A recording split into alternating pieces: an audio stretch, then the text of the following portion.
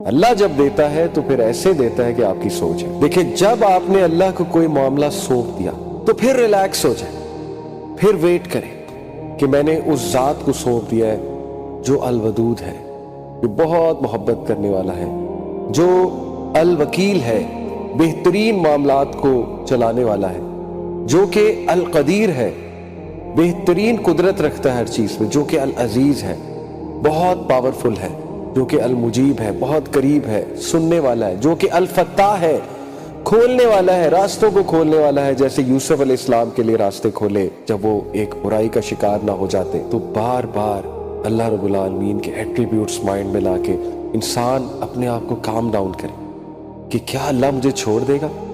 क्या अल्लाह ने छोड़ा है किसी को? तारीख उठाकर देख ले, क्या नबियों की मदद नहीं की? क्या अपने बंदों की मदद नहीं की? तो अल्लाह के बारे में कभी नेगेटिव ना हुई।